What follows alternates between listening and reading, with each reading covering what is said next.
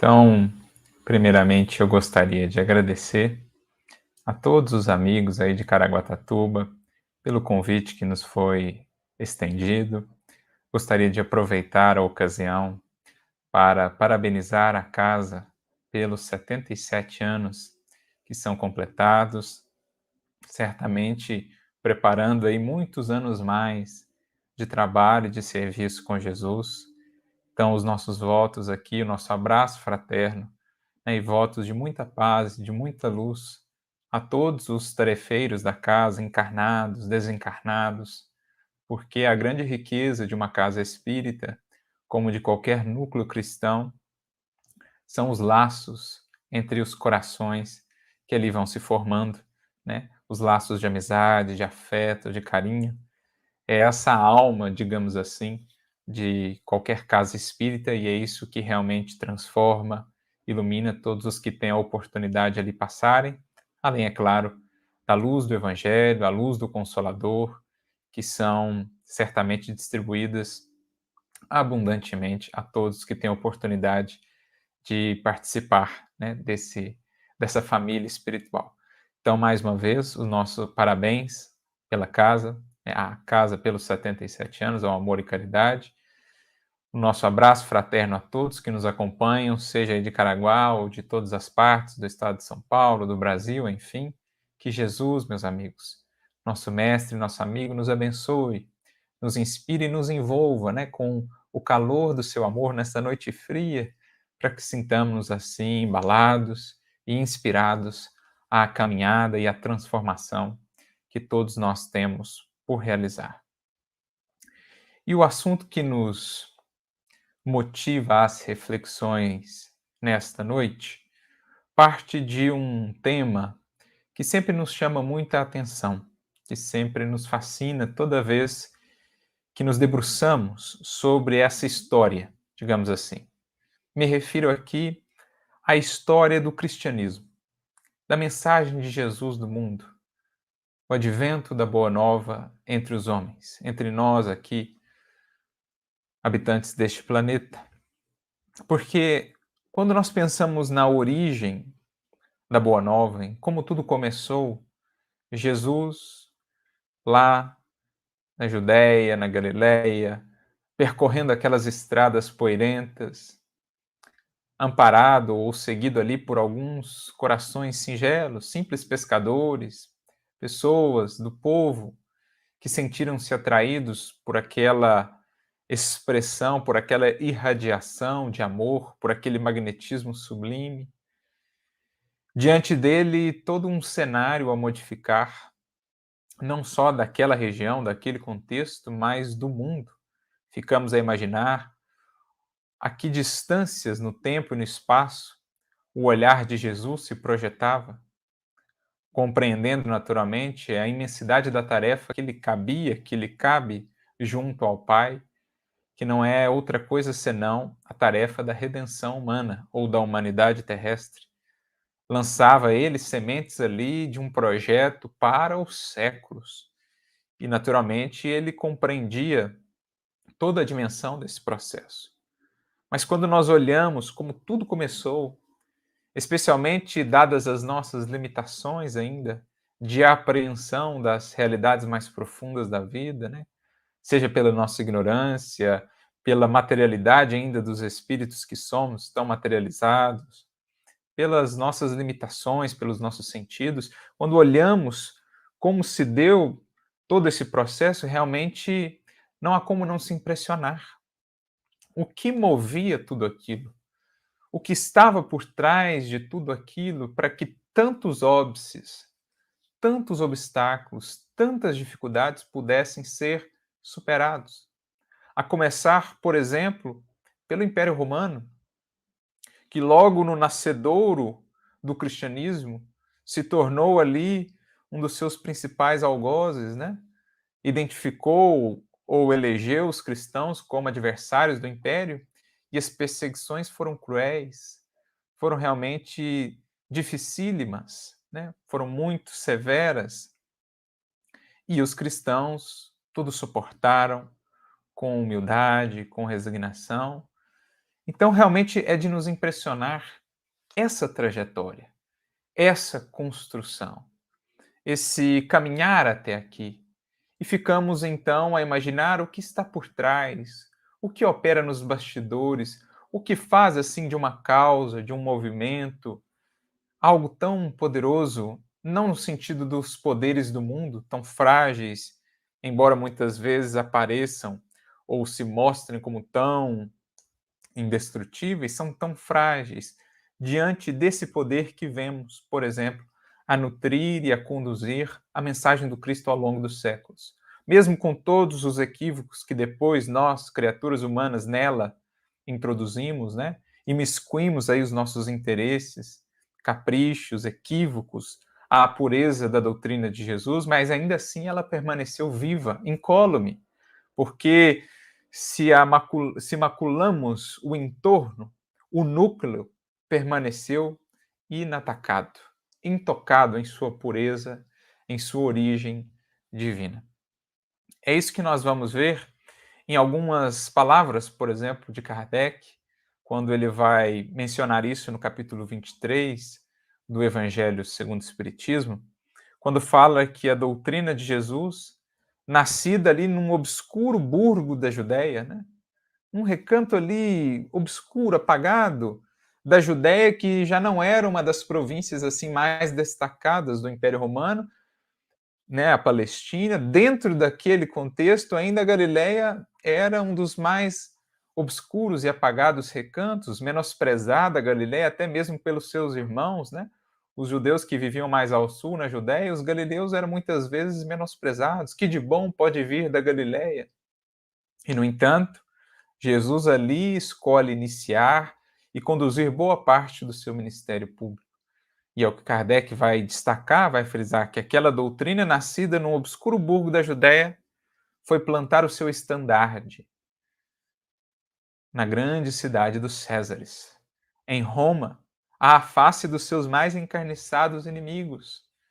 E ali se manteve, ali passou por um batismo, né, de sangue, de luta, de sacrifício, e saiu vitoriosa, sobrepondo-se a esse primeiro grande óbice, a esse primeiro grande obstáculo, talvez, que foi a perseguição do Império Romano, como também a perseguição que o próprio cristianismo sofreu ali dos judeus num primeiro momento, né? Aqueles que não acolheram a mensagem, se arvoraram em perseguidores, como, por exemplo, o próprio apóstolo Paulo, à época ainda Saulo. Superaram isso, superaram a perseguição do Império Romano, a perseguição de muitos de seus irmãos de raça, e foram seguindo, foram transpondo-se, né, foram transbordando para outras culturas, outros povos, superando os interesses humanos, as mesquinharias humanas, que muitas vezes foram tentando e acabaram conseguindo, em alguns aspectos, né, se imiscuir a pureza da mensagem, mas em todos os tempos existiram aqueles que conseguiram manter-se fiéis, acessar esse cerne da mensagem, por isso ela chegou viva até nós. Para além dos textos que nos registraram as lições de Jesus, os fatos, o grande motivo dessa mensagem ter chegado até nós foram os corações que a ela se entregaram e permitiram que essa mensagem fosse neles gravada. Se converteram páginas ou cartas vivas, como diz Paulo, da mensagem do Cristo. Então, Kardec faz questão de frisar o poder dessa ideia. Tentaram matar aquele que a trouxe ao mundo, acreditando que assim eliminariam a ideia. Outra coisa não conseguiram, senão com que ela pudesse triunfar ainda mais sobre o egoísmo, sobre a ignorância humana. Em tentando matá-la juntamente com o seu emissário, a glorificaram, a exaltaram, a colocaram num pedestal que resplandece cada vez mais nos séculos. Aquele pedestal da cruz que a humanidade não pode esquecer e que segue sendo um farol, varando os séculos, varando os povos, as civilizações, a nos nortear os caminhos do futuro. A luz que se irradiou daquele monte, o Monte Calvário, naquele dia inesquecível para a história humana, como Emmanuel vai nos narrar, por exemplo, no livro Há 2000 anos, né? Na sua experiência própria ali, viveu aqueles momentos como Públio Lentulus, e há até uma parte que nos chama sempre muita atenção, quando ele diz que após ali as deliberações sobre Jesus, Públio Lentulus acompanha, né? Ele está ali na câmara de Pilatos. Pilatos, inclusive, lhe pede opinião, enfim. Logo depois que definem, então, por entregar Jesus realmente à sanha da população que queria crucificá-lo, os romanos voltam aos seus festejos ali, às suas comemorações. Ele também, Públio Lentulus, que estava ali naquele ambiente, mas ele, como Emmanuel já, faz questão de escrever na obra Mal Sabiam Eles, que não muito longe dali, naquele monte, né, estéril, naquele monte não tão elevado assim, haveria de se elevar, de se erguer, de se acender uma luz para todos os séculos da humanidade terrestre. E é um pouco essa luz que vai nos ajudando a entender a força dessa mensagem, que chega tão viva até nós, apesar de todas as incompreensões com que nós a cercamos ao longo dos séculos. Mas Kardec fala, mais uma vez, nesse sentido, no livro A Gênese, no capítulo 17, lá no item 54, quando está falando das predições de Jesus quanto ao porvir, mais uma vez ele faz questão de frisar isso, que aquele simples proletário lá da Judéia, da Galileia, apenas com a força da sua palavra e amparado por alguns míseros pescadores, pôde revolucionar o mundo, né? Sobrepor-se a tantos obstáculos e a tantos empecilhos sem o auxílio de quaisquer recursos ou forças do mundo. Não recorreu ele à força das armas, à força da política, à força das fortunas, à força da violência física, pelo contrário. Recorreu ele a outra força, que é o elemento que estamos aqui a buscar. Que força é essa? Que dá tanta energia, tanto vigor a uma causa e a uma mensagem. É algo que Emmanuel também vai comentar numa mensagem sua muito interessante, no livro Caminho, Verdade e Vida, capítulo 134, cujo título é Basta Pouco. E é muito interessante atentarmos para esse título, Basta Pouco, porque essa compreensão é uma das mais fundamentais da vida.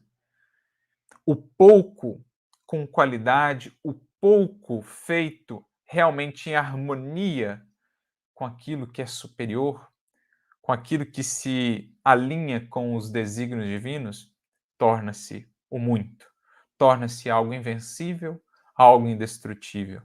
E é nesse sentido, então, que Emmanuel vai dizer nesta mensagem que Jesus não chega impondo-se por meio de decretos sensacionais ou por meio de situações, né, de dominação, de imposição. Pelo contrário, chega em paz à manjedoura simples. Então, governador planetário, o espírito mais poderoso no verdadeiro sentido do poder, a autoridade moral, a grandeza espiritual, ele chega em paz, silencioso, apagado, embora a luz do espírito apagando-se para não nos ofuscar. Chega ali em paz àquela manjedoura simples. Cresce junto ali dos seus, exemplifica o trabalho, diz Emmanuel, conversa com alguns homens obscuros de uma aldeota singela e apenas com isso prepara a transformação da humanidade inteira. Não é fascinante pensarmos nisso? Como começou todo esse processo em que estamos aqui inseridos hoje, mais conscientes do papel que nos cabe nessa grande seara do Cristo, mas como tudo isso começou? Dessa maneira, com tão pouco. Eu gosto dessas palavras de Emmanuel. Ele conversou com alguns homens obscuros de uma aldeota singela e poderíamos acrescentar de uma das mais apagadas províncias do Império Romano, e ainda assim, somente com isso, mas há um ingrediente fundamental aí que ajuda a entender esse somente, a força desse somente, ele preparou a transformação da humanidade inteira, que está em curso naturalmente. Não é um projeto precipitado, não é um projeto apressado, é um projeto vigoroso, perseverante, indestrutível, mas não apressado. Essa é a proposta. Basta pouco, diz Emmanuel, porque foi assim que começou todo esse processo, né? Então, é muito interessante pensarmos nisso, porque isso vai nos remetendo a meditar sobre as forças que operam por trás dessas, digamos, grandes causas da humanidade. Estamos aqui fazendo uma referência à mensagem do Cristo, à Boa Nova, mas poderíamos pensar em tudo aquilo que vem para edificar, para enobrecer a humanidade, a força que essas coisas têm, a força que esses movimentos e essas causas têm, como eles começam a ganhar cada vez mais corações e envolver cada vez mais indivíduos. Ao passo que outros movimentos, antes aparentemente tão poderosos, são hoje história, são hoje ruínas, estão hoje nos museus, os seus registros, as suas lembranças, como, por exemplo, o próprio Império Romano. Roma chegou a ser chamada cidade eterna, né? O Império Romano, na visão de Públio Lentulus, por exemplo, era algo indestrutível. Quando ele se encontra face a face com o mestre Galileu, lá às margens do Tiberíades, ele se curva, porque não consegue suportar a grandeza daquela autoridade moral. Mas internamente permanece orgulhoso e, diante das orientações de Jesus quanto à humildade, quanto à renúncia, à fraternidade, ele internamente se questionava: mas quem é esse homem? Um simples galileu para falar assim com o imperador, perdão, com um representante, né, do imperador, com um senador do Império Romano? E é então que Jesus lhe diz que todas as grandezas da águia dominadora, né, de Roma, eram bem miseráveis. Eram bem miseráveis. Bastaria um sopro divino e logo seriam pó. Estariam na história. Ao passo, como vemos, que a sua mensagem, a sua causa, o seu movimento, aí está, vigoroso, avançando, conquistando cada vez mais corações, embora ainda as muitas imperfeições e limitações humanas, o amor, a fraternidade, cujas sementes Jesus lançou de maneira inigualável na terra, vão ganhando terreno nos corações. Mesmo além dos círculos propriamente cristãos, porque no fundo Jesus está por detrás de todos os movimentos de renovação e regeneração da humanidade, todas as tradições espirituais, todos os movimentos filosóficos, artísticos, educacionais, no fundo, nascem do coração de Jesus. Por meio dos vários emissários com que ele conta nesse trabalho, ele vai alcançando a todos, povos, culturas, tempos, e assim contribuindo para esse progresso da humanidade. Mas isso vai ganhando terreno, esses princípios, esses valores, ao passo que os antigos valores antes tão cultuados, como lá desde os impérios passados, ainda hoje os valores do materialismo, do egoísmo, da guerra, do individualismo, do orgulho, vão perdendo espaço nos corações, no mundo, nas sociedades.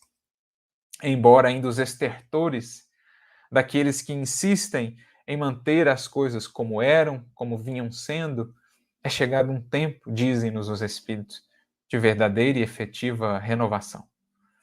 Então, isso nos chama muita atenção, esses movimentos e a força por detrás deles.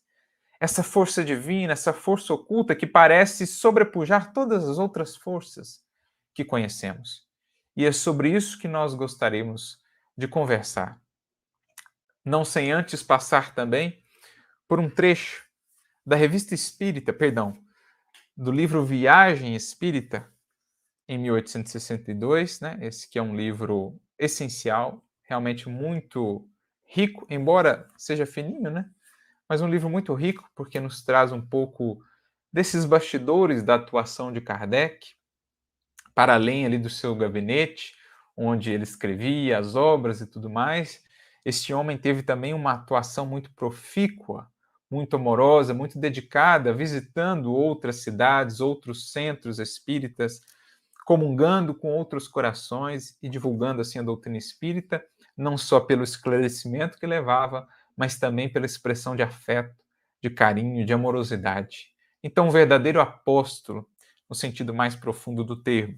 Essa obra nos ajuda a conhecer essa feição de Kardec, a ampliar a nossa visão do grande espírito que foi selecionado para assumir essa tarefa, né? De trazer ao mundo o Evangelho redivivo. E aí, num dos discursos que constam dessa obra, são 3 discursos que são aqui colocados, né, das viagens de Kardec a Lyon e Bordeaux. No terceiro discurso, em determinado momento, Kardec ele vai fazer uma associação do espiritismo com o cristianismo e desse processo de crescimento, florescimento do cristianismo, assim como do espiritismo, né? Ele vai comparar como o espiritismo vinha ganhando terreno, assim como foi o cristianismo em seu início, né? Se considerarmos o tempo que temos aí de Consolador no mundo, é ainda bem pouco quando comparamos ou quando temos em perspectiva, digamos assim, a história da humanidade, né? Pouco mais de 150 anos não são nada em termos de progresso, em termos de evolução moral, sobretudo, em termos de evolução material, foram significativas, realmente muito significativas as mudanças. Mas em termos de progresso moral, ainda temos muito a fazer.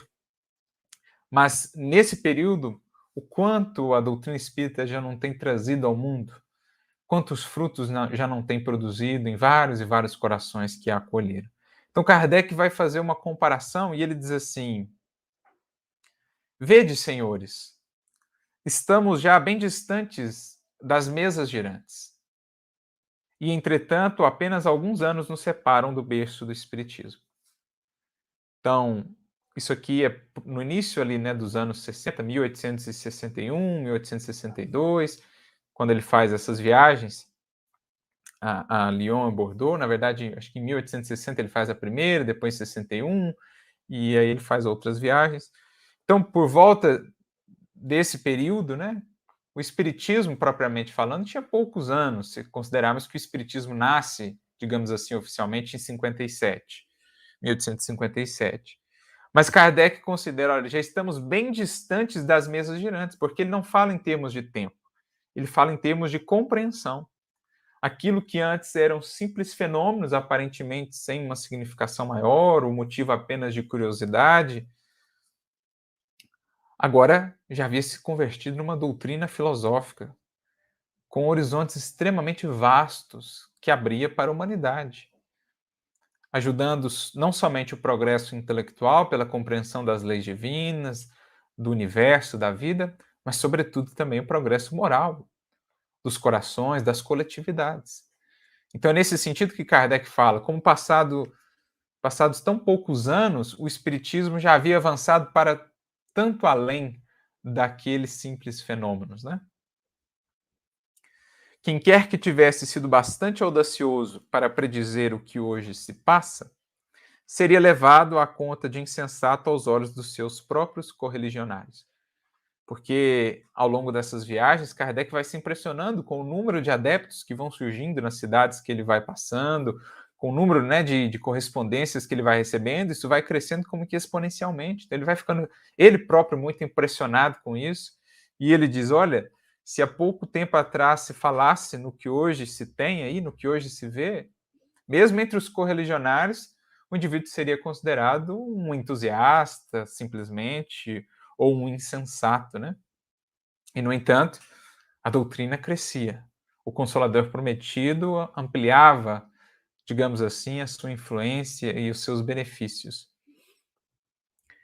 Então, mais uma vez, a gente está percebendo uma similitude aqui, né? Assim como o cristianismo começou de maneira tão singela, aparentemente tão apagada, né? Se alguém dissesse que em 2, 3 séculos o cristianismo seria o movimento que se tornou ali nos primeiros séculos, certamente esse alguém seria taxado de um fantasioso, né? De um insensato, quando se olhasse apenas ali o seu início. Alguns pescadores e aquele homem simples ali da Galileia a projetarem algo que visava simplesmente a transformação da humanidade.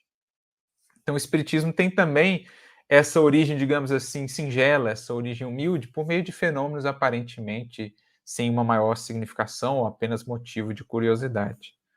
Por isso, Kardec continua: observando a pequenina semente, quem poderia compreender, se dantes não tivesse assistido ao fenômeno, que dali sairia a árvore poderosa? Então, aquelas sementes aparentemente singelas, sem um grande potencial assim, que começam nos fenômenos, se tornava uma árvore poderosa, com flores e frutos já abundantes, passados tão poucos anos do seu surgimento. Assim também o cristianismo. No final do primeiro século, o cristianismo já havia se espalhado ali em todo o entorno do Mediterrâneo, muitos e muitos corações já abraçavam aquela proposta, né? Os mártires cresciam em testemunho. Quanto mais as perseguições se tornaram intensas, mais cristãos pareciam surgir, né, desse batismo. Um historiador, inclusive, muito reconhecido da época, né, Tertuliano, chega a dizer que o sangue dos mártires parecia semente, porque mais e mais cristãos surgiam. Então, o que está por trás disso, né? Como explicar a força desses movimentos? Vendo a criança nascida no estábulo de uma pobre aldeia na Judéia, quem poderia supor que, sem o Fausto e o poder material, sua voz singela abalaria o mundo, reforçada apenas por alguns pescadores ignorantes e tão pobres quanto ela mesma? Olha mais uma vez a comparação aqui de Kardec. Quem poderia supor que aquela criança, nascida lá na Judéia, na Galileia, naquele recanto obscuro, simplesmente com a força da sua voz, do seu exemplo e o que está por trás disso, né? E amparada por alguns pescadores tão ignorantes ainda, né, dessas coisas mais sublimes e tão pobres de recursos materiais quanto ela própria, poderiam iniciar esse movimento, cujos frutos estamos aí a colher ainda hoje. Nós estamos aqui refletindo sobre a doutrina espírita, refletindo sobre o Mestre, graças a esses acontecimentos, a essas pequeninas sementes que vingaram e se tornaram o que hoje são. Outro tanto ocorre com o Espiritismo, que, saindo de um humilde e vulgar fenômeno, já aprofundou suas raízes em todas as direções e cuja ramalhada bem cedo abrigará a terra inteira. As coisas progridem celeremente quando Deus assim quer. Então aqui está um pouco já da explicação que buscamos. Quando Deus assim quer. Quando algo, um movimento, uma causa, uma ideia, um ideal, se harmoniza com os desígnios divinos e, por conseguinte, com as suas leis, isso tem uma força insuperável.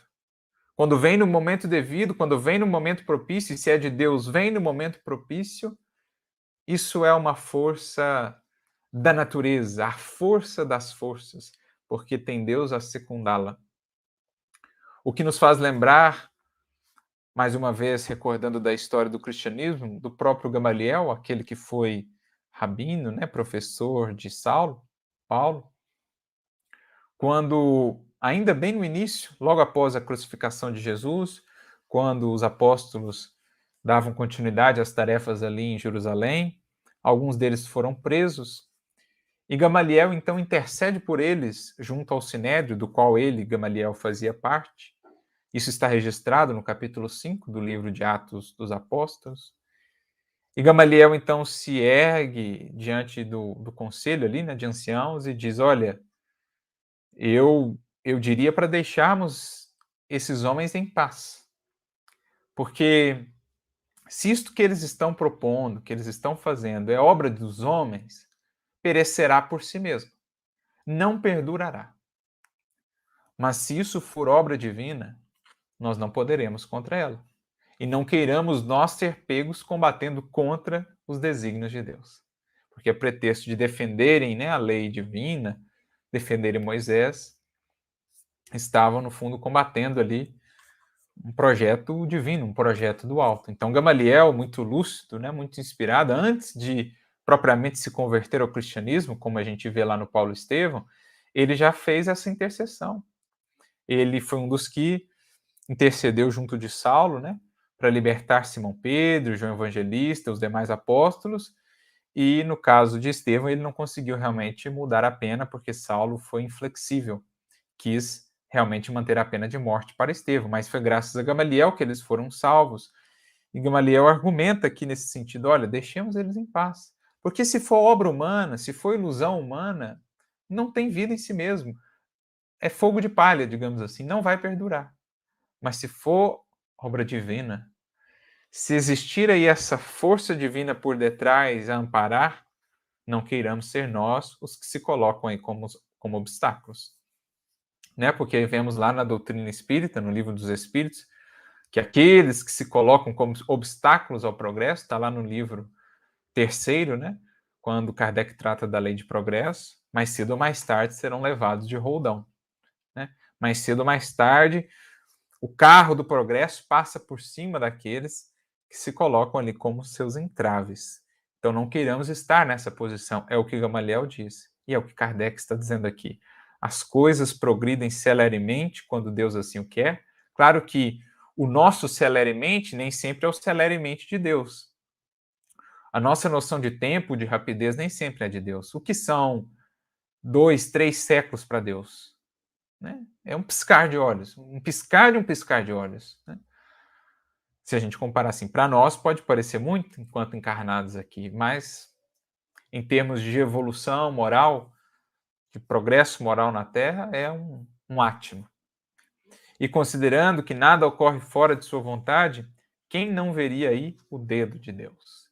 Então, tanto na história de surgimento e desenvolvimento do cristianismo, como também do cristianismo redivivo, como diz aqui Kardec. Isso nos leva, então, à reflexão, amigos, sobre essas forças operando por trás de causas como essas. Essa força que parece ser assim tão vigorosa a ponto de fazer com que esses movimentos, essas ideias consigam vencer o tempo, que é uma das mais poderosas forças aqui na matéria, pelo menos, as perseguições, né? As forças, os poderes aqui do mundo, as armas, as fortunas, os recursos materiais, que, por exemplo, foram todos colocados ali em oposição ao cristianismo em sua origem, e ele a tudo conseguiu superar. Isso nos leva a uma mensagem do nosso querido benfeitor Emmanuel, que, de certo modo, encaixou-se muito bem com essa reflexão, né, que sempre gostamos de fazer sobre como isso tudo começou e em que se tornou, como é fascinante analisar isso e o que está por trás disso. Então, Emmanuel, no livro Segue-me, tem uma mensagem intitulada Força. E o comentário que ele vai trazer para nós é muito interessante, porque ele vai fazer uma abordagem sobre diferentes tipos de força que conhecemos. Do ponto de vista da física, por exemplo, são atualmente conhecidas 4 forças fundamentais: a força gravitacional, a força eletromagnética, a força nuclear forte e a força nuclear fraca. Discutem os físicos sobre a possibilidade aí de uma quinta força, o surgimento ou a descoberta de uma quinta força fundamental, mas por ora a nossa ciência conseguiu acessar aí essas 4 forças fundamentais. Mas poderemos conceber outros tipos de força que também operam aqui no mundo, né, na vida, por exemplo, a força física, a força administrativa, né, ou a força política. Temos também outros tipos de força, né, influência, a força de um determinado de um determinado conhecimento, por exemplo, enfim. Mas são vários os tipos de força. E Emmanuel vai trazer uma reflexão como a dizer, como a nos dizer o quanto essas forças, por mais pareçam às vezes poderosas, elas são tão limitadas no que diz respeito à transformação efetiva das criaturas. Claro, elas cumprem um papel na organização das sociedades, da natureza, né? da matéria, mas em termos de transformação do ser espiritual, dos espíritos que somos, a sua atuação é muito limitada. Por isso, Emmanuel vai começar dizendo assim: existem na vida força e força, ou seja, vários tipos de força. E aí, o primeiro exemplo que ele traz: a força da gravitação se exerce entre todas as partículas do universo. E conquanto ela equilibre, né, os mundos na imensidade cósmica, não cria o menor vínculo de compreensão fraternal na intimidade do ser. Então, alguém duvida que a força gravitacional, do ponto de vista material, ela é poderosa, poderosíssima, né? A gente sente isso sempre quando estamos aqui na matéria, aqui com os nossos corpos pesados, né? Os nossos corpos sujeitos a essa força da gravidade. Se eu pular aqui de um segundo andar, eu logo vou sentir essa força atuando, né? Se eu derrubar um objeto de uma janela, eu vou sentir essa força atuando, levando-o ao chão, provavelmente o quebrando. Quando a gente olha para o cosmos, né, para a imensidade cósmica e vê os planetas orbitando em torno do Sol, é impressionante analisarmos isso. Como é que ele se mantém ali nesse movimento, sob a batuta, digamos assim, dessa força, a força gravitacional? Então é realmente impressionante analisar essa força. No entanto, do ponto de vista espiritual, por mais poderosa que ela seja nessa perspectiva material, do ponto de vista espiritual, ela não cria o menor vínculo de compreensão fraternal na intimidade do ser. A gravidade não nos torna melhores uns para os outros. Ela cumpre o seu papel na harmonia, na organização do universo material, mas moralmente ela não gera nenhuma transformação em nós. Outra força que ele lista aqui, né, a força elétrica, ou a força eletromagnética também, ampliando um pouco, move guindastes de grande porte, e embora sustente máquinas de assombroso poder transportando, né, imensos pesos, né, grandes toneladas, não diminui nem mesmo de leve o peso da angústia no coração. Então a força elétrica, a força eletromagnética, está aí a mover guindastes, máquinas, equipamentos, aparelhos, né? Está aí a trazer a luz, a energia para as nossas casas, que nos possibilitam, por exemplo, isso que estamos fazendo aqui agora, a interação à distância, conversarmos com pessoas de outro lado do mundo, tudo graças à energia, à força elétrica.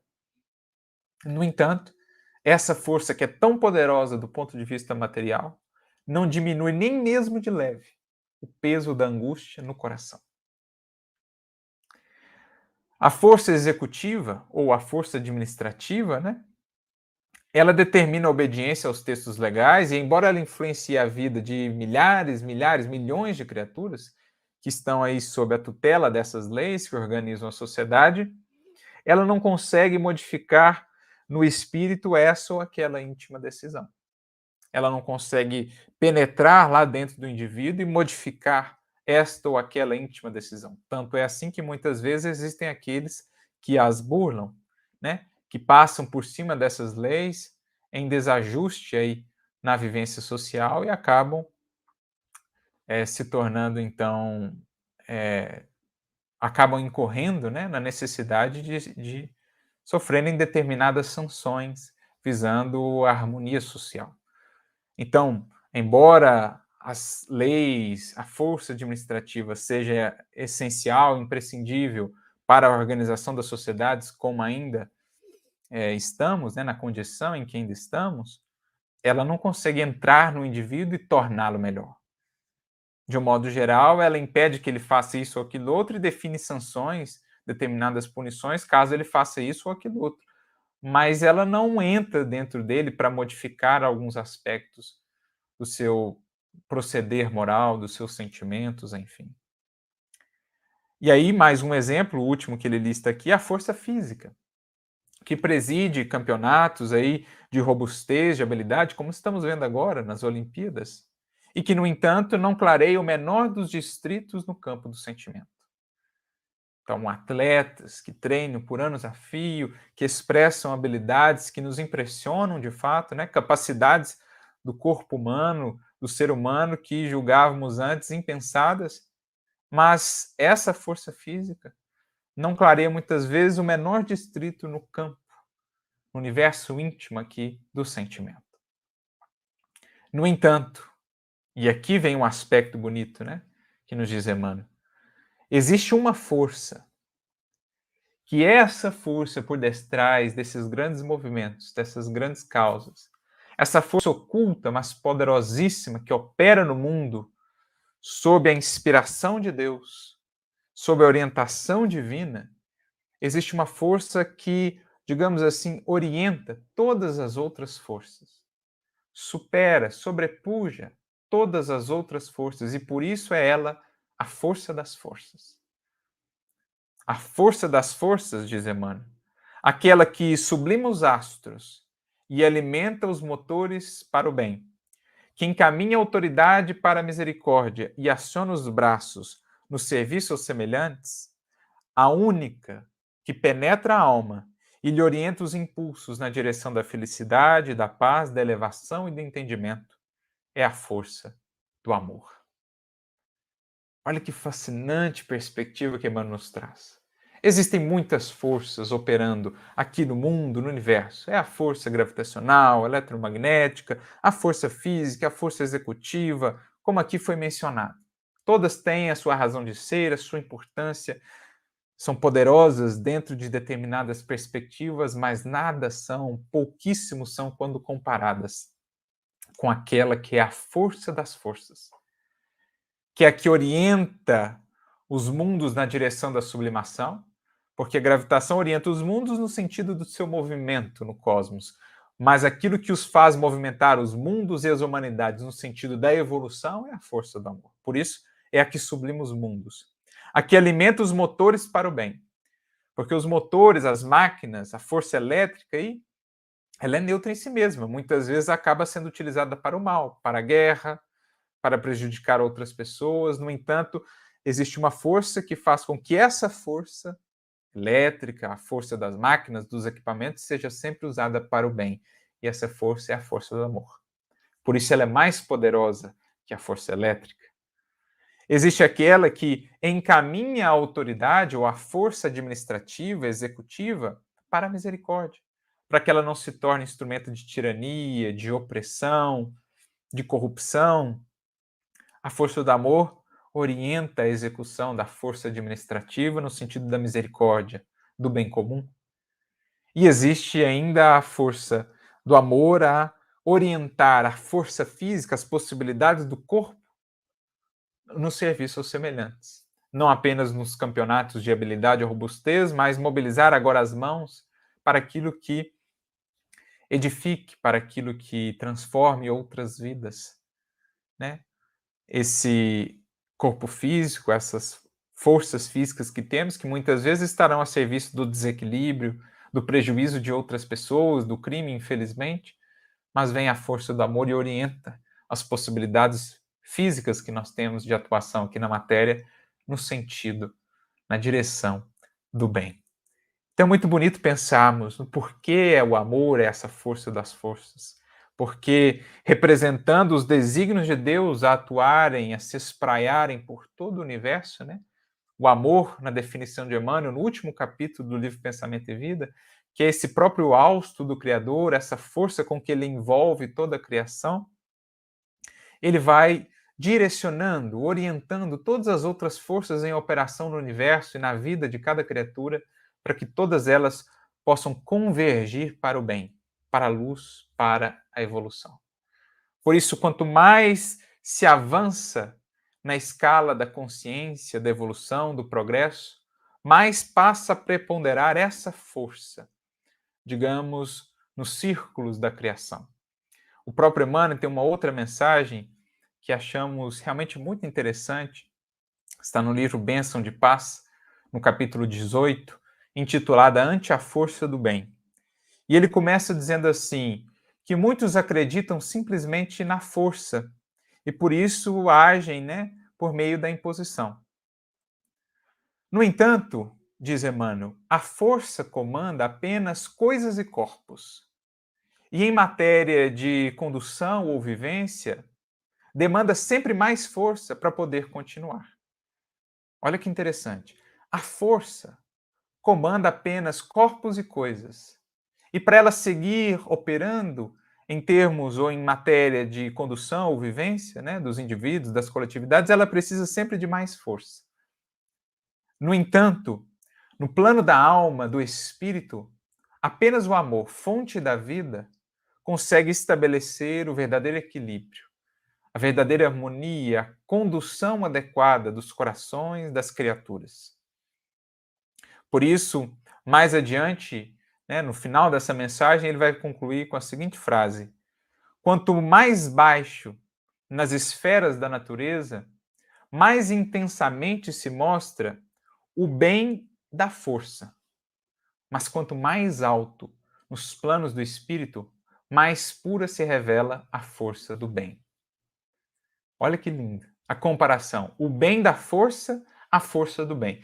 Quanto mais baixo nas escalas da evolução nós estamos, mais impera, mais intensamente se mostra o bem da força. Isto é, a força é o bem maior, no sentido de que vale a lei do mais forte, é o determinismo, é a imposição, é a violência. Vemos na própria natureza, é o mais forte que sobrevive, muitas vezes.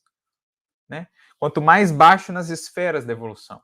Mas na medida em que se avança na escala evolutiva, se entra no domínio da razão, da consciência, da sublimação do ser, do sentimento, do discernimento moral, mais passa a se revelar, a preponderar a força do bem, não mais o bem da força.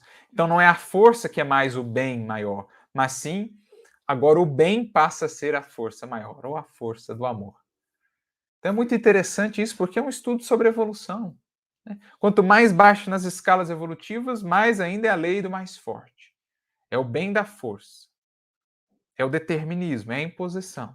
Quanto mais subimos os degraus da evolução, mais despertos, mais conscientes, mais renovados no campo do sentimento, mais passa a se revelar e a, digamos assim, se mostrar efetivamente, conduzir a vida à força do bem. Então agora é acolhimento, é indulgência, é perdão, é compreensão, é caridade. Essa frase é uma síntese maravilhosa do que seja evolução e é a chave para podermos entender a força desses movimentos. Porque em oposição àqueles movimentos anteriores dos grandes impérios, dos grandes conquistadores, os movimentos da violência ainda que operam no mundo, essas outras tantas forças a serviço do egoísmo e do orgulho humanos, que expressam o bem da força, a proposta do Evangelho, bem como a proposta do Consolador, expressa a força do bem. É a inversão. É o chamado à sublimação, à elevação para planos mais altos do espírito. E por isso são elementos tão importantes, impulsionadores da evolução humana. Tudo que opera no sentido de impulsionar a evolução humana passa, né, ou tem como cerne esse lema, digamos assim, a força do bem acima do bem da força. Porque é assim que se dá. Conforme a natureza dos elementos, o resultado que vai se tendo. Né? Mais uma vez, o nosso querido benfeitor Emmanuel, agora no livro Seara dos Médiuns, no capítulo 46, quando ele trata da união, ele traz mais uma reflexão nesse sentido. Quando ele diz assim que existem forças e forças. Por exemplo, milhões de gotas se unem e formam a fonte. Do mesmo modo que milhões de faíscas se congregam e formam um incêndio. Por isso ele acrescenta, concluindo, pensa um pouco e perceberás que é muito fácil ajuntar os interesses da terra e fazer a união para o bem da força. Mas somente entesourando as qualidades do Cristo em nossa própria alma é que conseguiremos fazer verdadeiramente a união para a força do bem. Então, qual o meu papel diante disso, né? Diante de todos esses movimentos, todas essas forças em que estamos inseridos? O que eu tenho sido? Um elemento que agrega para o bem da força ou para a força do bem?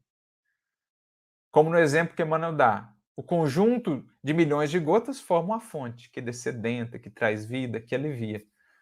Mas um conjunto de pequenas faíscas ali formam um incêndio. Então, qual tem sido o meu contributo na vida? As faíscas ou as gotas? Quais têm sido os meus atos, os meus gestos, os mais singelos, as pequenas sementes que eu lanço no solo da vida e dos corações a cada dia? Aqueles que se unem para a força do bem ou, infelizmente, aqueles que ainda se unem, os nossos gestos e tudo mais, a outros gestos que se congregam ainda, infelizmente, para o bem da força? É essa a compreensão e a consciência que nos cabe, uma vez que entendemos essa força das forças a operar. Aquela que Jesus mobilizou e é a única capaz, então, de explicar como que aquele simples homem, começando uma tarefa lá no recanto obscuro da Galileia, com os pescadores singelos, pôde sobrepor-se a um império, não só o Império Romano, mas o império do egoísmo e do orgulho que ainda mantinha e ainda mantém, em certa escala, cativa a humanidade. Como esse homem, essa mensagem vem conseguindo sobrepor-se a uma força assim tão poderosa, que é ainda a da nossa ignorância, do nosso egoísmo. Porque simplesmente tem a alimentar essa causa, tem como alma, espírito, digamos assim, dessa causa, a força do amor, que é a força das forças, que é o que Kardec, inclusive, vai dizer no texto da Viagem Espírita que nós lemos, que a caridade é a alma do Espiritismo e é ela, sob a condução dela, que ele vai caminhar. E por isso não há como não triunfar, porque está nos desígnios de Deus e tem essa força das forças a lhe secundar. Assim como triunfarão todos os outros movimentos que na humanidade terrestre alimentam a força do bem e não o bem da força. Tudo aquilo que ainda alimenta o bem da força há de perecer. Todos os que ainda trabalham para manter o bem da força haverão de, mais cedo ou mais tarde, reconsiderar caminhos. Mas todos os que iniciam, mesmo com os movimentos mais singelos, algo que contribua para a força do bem, para a força do amor, haverá de triunfar. Porque é da lei divina que tudo aquilo que nasça e opere no amor há de perdurar. Traz em si mesmo já o selo da eternidade, porque é o amor que confere eternidade ao que se faz, ao que fazemos. E é por isso que compreendemos a capacidade desses corações de tanto fazer com tão pouco. Lembrando a mensagem de Emmanuel, basta pouco. Basta um coração com amor e Jesus, Deus, farão o resto. É a multiplicação que está lá no Evangelho. Algumas migalhas de amor, um coração dedicado. Olha quanto Jesus não pode produzir, quantos corações ele não pode alimentar.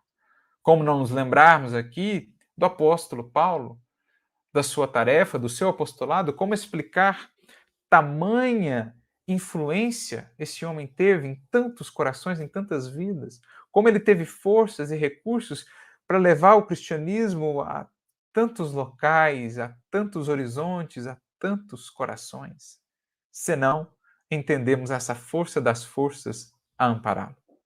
Como compreender, trazendo para mais perto de nós, as possibilidades daquele singelo homem de Pedro Leopoldo, né? Com poucos estudos, com pouco ou nenhum recurso material, mas cuja tarefa, cuja ação segue produzindo tantos e tantos frutos e bênçãos para tantos corações, dentre eles os nossos que aqui estamos hoje a refletir com Emmanuel, nosso querido Chico Xavier, olhando materialmente, né?